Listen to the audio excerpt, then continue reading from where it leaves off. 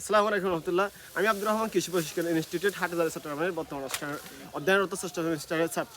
আমার সাথে আমাদের যে বন্ধুবান্ধব আছে এবং আমাদের অন্যান্য টিচার মণ্ডলী এবং আমাদের সহপাঠী যারা সর্দীয় সিনিয়র থেকে শুরু করে জুনিয়র সবাই আমরা আমাদের যে দাঙ্কের আছে আমরা দাঙ্কিত বর্তমানে উপস্থিত হয়েছি। আমাদের আজকে যে প্রশিক্ষণ কর্মসূচি হচ্ছে নমুনা শস্য কর্তন। আপনারা দেখতে পাচ্ছেন আমাদের পাশে হচ্ছে আমাদের দাঙ্কেত, এটা হচ্ছে ব্রিদাম 75। আমরা ব্রিদাম 75 আজকে নমুনা শস্য কর্তন করব।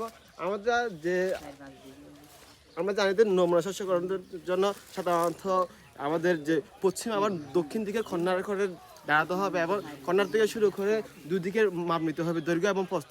সাধারণত দৈর্ঘ্য এবং প্রস্থ থেকে 9 ফুট করে বাদ দিতে হবে, যাতে করে আমাদের যে মানে অন্য মাসে চলে যাওয়ার ওটা কম হবে। আমরা এখন আমাদের যে বন্ধু আছে আমরা সাধারণত সাইন্টিফিকলি আমরা যে নমুনা শস্য করতাম, এটা আমাদের যে প্রয়োজনীয় পর্যাপ্ত পরিমাণে উপাদান না থাকার কারণে আমরা আমাদের যে গতানুগতিক এবং সনাতন পদ্ধতিতে মাঠ পর্যায়ে আমরা যেভাবে করতে পারবো ওইভাবে আমরা এখানে আজকে নমুনা শস্য কর্তন হিসেবে কর্তন করব।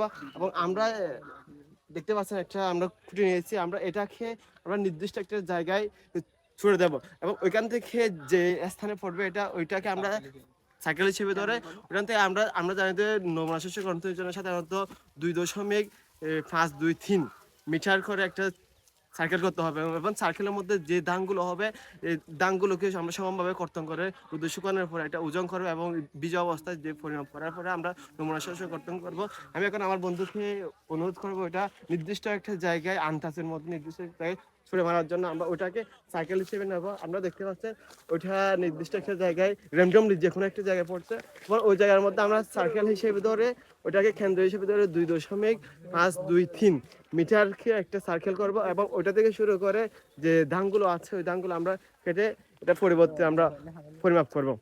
দেখতে পাচ্ছেন আমরা র্যান্ডমলি যে কোনো একটা জায়গায় নির্দিষ্ট একটা জায়গায় একটা ছুড়ে মারছিলাম, এটা আমাদের যে মাঠের মধ্যে ওটাকে আমরা কেন্দ্র হিসাব করে আমরা কেন্দ্রের মধ্যে কিছু মিটার হিসেব করে আমরা একটা ফিতা নিচ্ছি এবং ফিতাতে আমাদের পরিমাপ হচ্ছে বিক্রিত সার্কেলের পরিমাপ হচ্ছে 2.5-2.3 2.5 এই তো আপনারা দেখেন অলরেডি এটা হচ্ছে 2 মিটার, 2 মিটারের পরে 2.5-2.3 এই জায়গার মধ্যে পড়ে এবং ওইটাকে আমরা ব্যাসার্ধ হিসাব করবো।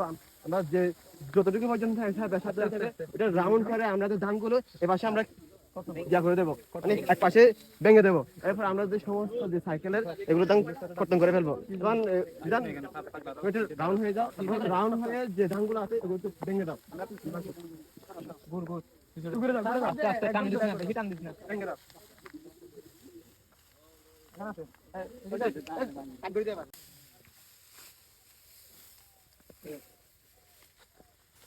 ব্রিডান 103-এর ক্রপ কাটিং করলাম।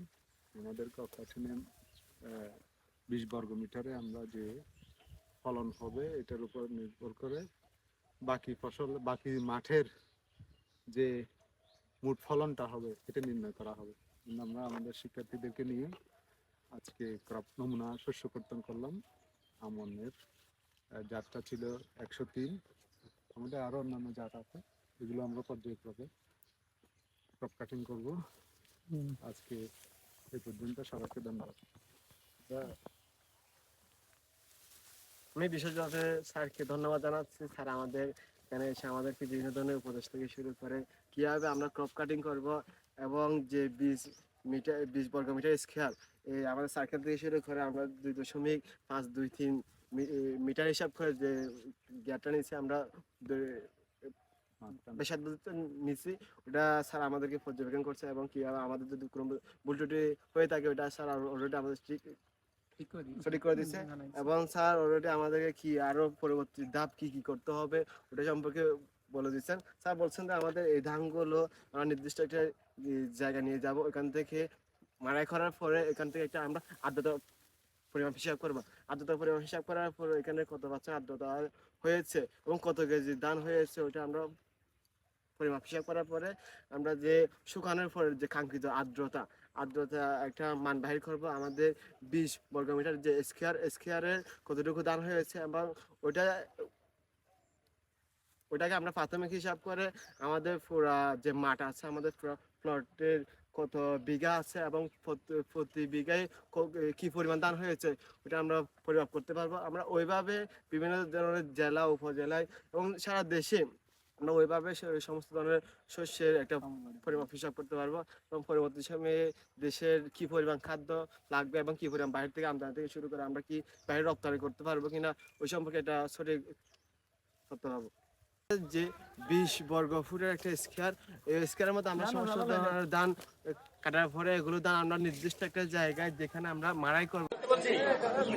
আমরা মাঠ থেকে যে শস্যগুলো এনেছিলাম আমরা আমাদের যে গিরিজ আছে ওই গিরিজের মধ্যে রাখছি এবং এখানে আমাদের যে বন্ধু বান্ধব আছে তারা এগুলো একটা বাড়ি আঙের উপর দিয়ে তাগুলো মাড়াই করতেছে। আমরা আমাদের নমুনা করার পর আমরা ধানগুলো মাড়াই করছিলাম এবং মাড়াই করার পর আমাদের যে ধানগুলো আছে আমরা এগুলো একটা নির্দিষ্ট একটা পাত্রের মধ্যে রাখছি। আমরা দেখতে পাচ্ছি আমরা ধানগুলোকে সব একত্রিত করে রাখছি এবং যে আমাদের এই পাত্রটার ওজন আমরা প্রথমে মাইনাস করছি। আমরা দেখেন আমাদের যে এটার ওজন এটা হচ্ছে 710 গ্রাম আমরা মাইনাস করছি এবং এখন শুধুমাত্র ধানের যে ওজন ধানের আমরা 20 স্কয়ারে আমরা ধানের ওজন পাইছি 9 কেজি 795 গ্রাম।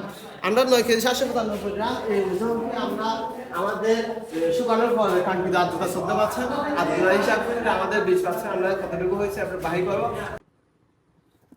আমরা যে নমুনা শস্য কর্তন করেছিলাম এগুলো মারা জড়াই করার পরে ধানের যে ওজন পেয়েছিলাম এটা হচ্ছে 9 কেজি 795 গ্রাম এবং ধানের আর্দ্রতা পরিমাপ করে 25 আর্দ্রতা আমরা পেয়েছিলাম এবং ধান শুকানোর পরে একটা সূত্র আছে এটা বের করা আমরা এটা লিখে রাখছি এবং যে মানগুলো আমরা পেয়েছি এই মানগুলো বসানোর পরে আমাদের যে সার্কেল হিসাব করছিলাম ওই সার্কেলের মধ্যে আপনারা দেখে ওই সার্কেলের মধ্যে ধান শুকানোর পরে ওজন আছে 8.54 কেজি। এটা হচ্ছে 200 বর্গফুটের মধ্যে ধানের ওজন এতটুকু। এখন তো আমরা এটাকে 200 বর্গফুটকে আমরা বিঘা প্রতি কনভার্ট করি তাহলে আমরা জানি 1 বিঘার সমান 33 শতক, তাহলে 200 যদি 8.54 কেজি ধান হয় তাহলে একে 8.54 বাই 200 এবং আমরা জানি যে 1 বিঘা সমান 33 শতকে যদি আমরা 735.3 দিয়ে কনভার্ট করি 5 দিয়ে কনভার্ট করি তাহলে 14,700 বর্গফুট আসে। 14,700 বর্গফুটকে আমরা সূত্র মোতাবেক বসাই তাহলে বসানোর পরে আমাদের বিঘা প্রতি ধানের ওজন আছে 614.88 কেজি। এটা হচ্ছে আমাদের বিঘা প্রতি। আমরা এইভাবে আমাদের যে হেক্টর প্রতি একর প্রতি জেলা উপজেলা ইত্যাদি ভিত্তিতে আমরা এগুলো পরিমাপ করতে পারবো।